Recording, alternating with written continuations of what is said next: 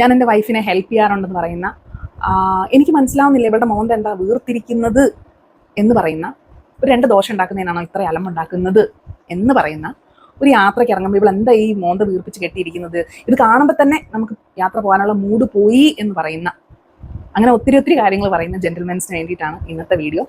സ്ത്രീകളുടെയും പുരുഷന്മാരുടെയും languages different ആണ്. ഇപ്പോൾ എനിക്ക് വയ്യ എന്ന് പറയുന്നതിൽ ഒരു സ്ത്രീ അർത്ഥമാക്കുന്ന ഒത്തിരി കാര്യങ്ങൾ വേറെയുണ്ട്.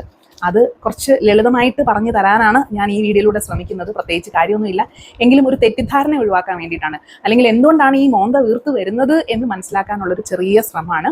അപ്പോൾ നമുക്ക് സ്റ്റാർട്ട് ചെയ്യാം. ഞാൻ വൈഫിനെ ഹെൽപ്പ് ചെയ്യുന്നു എന്ന് പറയുമ്പോൾ നിങ്ങൾ ഹെൽപ്പ് ചെയ്യുന്നത് അല്ലെങ്കിൽ നിങ്ങൾ കൊടുക്കുന്നത് ഒരു ഫിസിക്കൽ ഹെൽപ്പാണ്. അതിപ്പോൾ നമുക്ക് നല്ലൊരു ജോലിക്കാരിനെ ഒന്നും പറഞ്ഞാൽ കാര്യം കൃത്യമായിട്ട് മനസ്സിലാക്കി ചെയ്യുന്ന ഒരു ഹൗസ് ഹെൽപ്പിനെ വെച്ചാൽ തീരുന്ന പ്രശ്നമേ ഉള്ളൂ നിങ്ങൾ ഈ പറയുന്ന സഹായിക്കൽ അഥവാ ഫിസിക്കൽ ഹെൽപ്പ്. ഞാൻ സംസാരിച്ച് വരുന്നത് മെൻ്റൽ ലോഡിനെ പറ്റിയിട്ടാണ്. ഒരാഴ്ച വീട് റൺ ചെയ്യാൻ വേണ്ടിയിട്ടുള്ള കാര്യങ്ങൾ, അവരുടെ തലയ്ക്കകത്തൂടെ പോകുന്ന കാര്യങ്ങളുടെ ഒരു ചെറിയ ലിസ്റ്റാണ് ഞാൻ പറയാൻ പോകുന്നത്.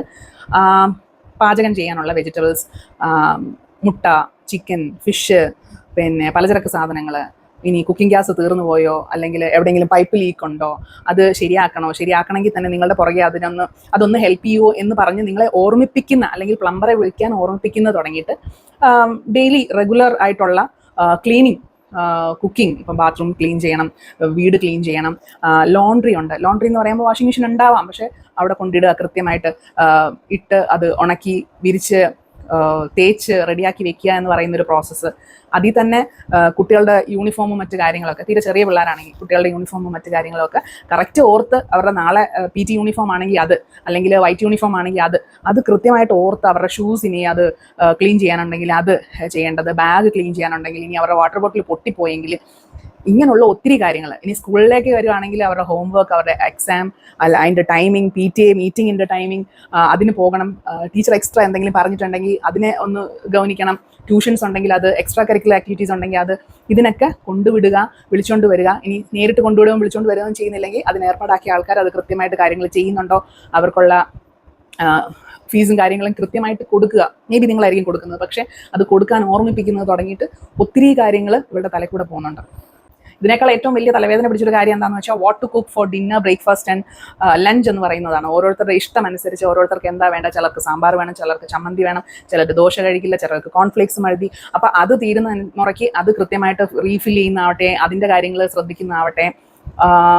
പിന്നെ കുറച്ച് സോഷ്യലൈസ് ചെയ്യുന്ന ഒരു കാര്യത്തിലേക്ക് കടക്കുകയാണെങ്കിൽ, ഇപ്പം നിങ്ങളുടെ ബന്ധുക്കളായാലും അവളുടെ ബന്ധുക്കളായാലും, അവരെ രണ്ട് സൈഡിൽ നിന്ന് ആൾ വന്നു കഴിഞ്ഞാലും ഇവരെ ഡീൽ ചെയ്യേണ്ടത്, ഗസ്റ്റിനെ വെൽക്കം ചെയ്യേണ്ടത്, അവർക്ക് ഫുഡ് കൊടുക്കേണ്ടത്, അവർക്കിപ്പോൾ കല്യാണമാണെങ്കിൽ ഗിഫ്റ്റ് കൊടുക്കേണ്ടത്, ഇതൊക്കെ ഓർത്ത് വയ്ക്കുക എന്ന് പറയുന്ന ഈ ഒരു കുഞ്ഞ് തലയ്ക്കകത്തിരുന്ന് ഓടുന്ന കാര്യങ്ങൾ ആണ്. തൽക്കാലം ഞാൻ ഈ ലിസ്റ്റ് പറയുന്നത് അങ്ങോട്ട് നിർത്തുവാണ്, കാരണം ഇതൊരു നെവർ എൻഡിങ് ലിസ്റ്റാണ്, ഒത്തിരി കാര്യങ്ങൾ പറയാനുണ്ട്. പറഞ്ഞു വന്ന ഇതാണ്, നമ്മളുടെ ഇപ്പോഴത്തെ ഒരു സൊസൈറ്റി, ഒരു പാട്രിയാർക്കൽ സൊസൈറ്റിയിൽ പെൺകുട്ടികൾ കല്യാണം കഴിഞ്ഞു കഴിഞ്ഞാൽ ഓട്ടോമാറ്റിക്കലി അവരിലേക്ക് വരുന്ന ഒരു ഉത്തരവാദിത്തമാണ്. അത് ഓട്ടോമാറ്റിക്കായിട്ട് വരുന്നതാണ്. അവരും കണ്ടീഷൻഡ് ആണ്, എല്ലാവരും ഇവരെ ടേക്കൺ ഫോർ ഗ്രാൻഡഡ് ആണ്. ഈ ഒരു സംഭവം ഇത് ഇവൾ ചെയ്യേണ്ടതാണ്. അതായത് വളരെ സിമ്പിൾ എക്സാമ്പിൾ പറയുവാണെങ്കിൽ, നമ്മൾ ചോറ് കറിയൊക്കെ ഉണ്ടാക്കി വെച്ചേക്കുന്നത്, ചോറ് എടുക്കുന്ന വഴിയിൽ, കറി എടുക്കുന്ന വഴിയിൽ അത് കുറച്ച് സാധനം അടുപ്പും പാചകത്തെ സ്പില്ലായി കഴിഞ്ഞാൽ അത് ക്ലീൻ ചെയ്യേണ്ട ഉത്തരവാദിത്തം ആർക്കാണ്? അത് ആരും ക്ലീൻ ചെയ്തില്ലെങ്കിൽ ക്ലീൻ ചെയ്യേണ്ട ഉത്തരവാദിത്തം ആ വീട്ടിലെ അമ്മയ്ക്കാണ്. നിങ്ങളുടെ അമ്മയാവാം, ഭാര്യയാവാം, ആരായാലും, ആരാണോ, ഏത് സ്ത്രീജനമാണോ ആ വീട്ടിലെ കാര്യങ്ങളൊക്കെ നോക്കുന്നത് അവരുടെ ഉത്തരവാദിത്തമാണ്, വേറെ ആരും തിരിഞ്ഞു നോക്കത്തില്ല. അപ്പോൾ അങ്ങനെ ഓട്ടോമാറ്റിക്കലി വരുന്ന ഒരു റെസ്പോൺസിബിലിറ്റി ആദ്യമൊക്കെ ചെയ്യാൻ നമുക്ക് ഭയങ്കര എളുപ്പമായിരിക്കും, അല്ലെങ്കിൽ ഭയങ്കര ഇഷ്ടമായിരിക്കും, കാരണം കണ്ടീഷനിങ് അങ്ങനെയാണ്. പക്ഷെ വൺസ് ആ ട്രാപ്പിൽ പെട്ട് കഴിഞ്ഞു എന്ന് റിയലൈസ് ചെയ്യുന്നവരുടെ മുഖം പതുക്കനെ വീർത്ത് തുടങ്ങും. കാരണം ഇവർ ഇനി ഈ ഒരു ജോലിയിൽ നിന്നൊരു മുക്തി എന്ന് പറയുന്ന, ഒന്നെങ്കിൽ ഇവർ കൈയും കാലം തളർന്ന് കിടക്കണം, അല്ലെങ്കിൽ ഇവരെ കുഴിയിലോട്ടോ ചിതയിലോട്ടോ എടുക്കണം, എങ്കിൽ മാത്രമേ ഈ ഒരു റെസ്പോൺസിബിലിറ്റി ഇവരുടെ തലേന്ന് ഒഴിഞ്ഞു പോകുന്നുള്ളൂ. അല്ലെങ്കിൽ ടേക്കൺ ഫോർ ഗ്രാൻഡഡ് ആണ്. വീട്ടിൽ വൈകിട്ട് വരുമ്പം കുക്ക് ചെയ്ത് വെക്കണം, അല്ലെങ്കിൽ നാളെ കൊച്ചിൻ്റെ യൂണിഫോം കൃത്യമായിട്ട് സെറ്റ് ചെയ്ത് വെക്കണം, ഹോംവർക്ക് നോക്കിയിരിക്കണം, കൊച്ചു പഠിക്കുന്നില്ലെങ്കിൽ അതിൻ്റെ ഉത്തരവാദിത്തം എല്ലാം അവിടെ ഇരിക്കുന്ന ആ ഒരു സ്ത്രീജനത്തിന് വേണ്ടിയിട്ടാണ് നമ്മളിങ്ങനെ ഒഴിച്ചു വെച്ചേക്കുന്ന ആ ഒരു സിംഹാസനം. അപ്പോൾ ഇത് മനസ്സിലാക്കുന്ന ഒരാളുടെ മുഖം പോകെ വീർത്ത് വന്നുകൊണ്ടിരിക്കും. എന്ത് കാര്യം പറഞ്ഞാലും അവർ ഒരു പുച്ഛഭാവത്തിലോ അല്ലെങ്കിൽ ഒരു ദേഷ്യഭാവത്തിലോ ആയിരിക്കും റിയാക്ട് ചെയ്യാൻ തുടങ്ങുന്നത്. അപ്പോൾ മനസ്സിലാക്കേണ്ട കാര്യം, ഹെൽപ്പ് ചെയ്ത് നിങ്ങളൊരു ഔദാര്യം ചെയ്ത് കൊടുക്കേണ്ട ഒരു ആവശ്യമില്ല. നിങ്ങൾ ശരിക്കും ചെയ്യേണ്ടത് ഈക്വൽ റെസ്പോൺസിബിലിറ്റി ഷെയർ ചെയ്യാണ്. ഒരു പാർട്ട്ണർഷിപ്പിലാണ് നിങ്ങൾ കടന്നേക്കുന്നത്. സോ കുട്ടികളെ നോക്കുന്നതായാലും വീട് നോക്കുന്നതാണെങ്കിലും ഏൺ ചെയ്യുന്നതാണെങ്കിലും, അതിപ്പോൾ ഭാര്യയ്ക്ക് ജോലി ഉണ്ടെങ്കിലും ഇല്ലെങ്കിലും കുട്ടികളെ നോക്കലും മറ്റു കാര്യങ്ങളുമൊക്കെ ഈക്വലി ഷെയർ ചെയ്യേണ്ട ഒരു ഉത്തരവാദിത്വമുണ്ട്. കാരണം നിങ്ങളെ ഹെൽപ്പ് ചെയ്യുന്നു എന്ന് പറയുമ്പോൾ പ്ലാനിങ്, പിന്നെ അതിൻ്റെ ഷെഡ്യൂളിങ്, മറ്റു കാര്യങ്ങൾ, അതിൻ്റെ മെൻ്റൽ ഓവർലോഡെല്ലാം പുള്ളിക്കാരിയുടെ തലയിൽ തന്നെയാണ് ഇരിക്കുന്നത്. By helping you are just assisting. അപ്പോൾ അസിസ്റ്റ് ചെയ്യാൻ ആരെ കൊണ്ടും പറ്റും. നമുക്കൊരു ഫിസിക്കൽ ഒരു മെയ്ഡിനെ വെച്ച് കഴിഞ്ഞാൽ ആ ഫിസിക്കൽ ഹെൽപ്പ് നടക്കും. പക്ഷെ ആ മെൻ്റൽ ലോഡ് ഷെയർ ചെയ്യാനാണ് ബുദ്ധിമുട്ട്. അപ്പോൾ അത് ബുദ്ധിമുട്ടാണ് നിങ്ങൾക്ക് എങ്കിൽ ഈ മോന്ത വീർപ്പിക്കൽ സഹിച്ചുകൊണ്ട് ചെവിയിൽ പഞ്ഞി വെച്ച് പോയി ഉമ്മറപ്പടിയിൽ പോയിരുന്ന് പത്രം വായിക്കുക, അല്ലെങ്കിൽ റീൽസ് തോണ്ടുക.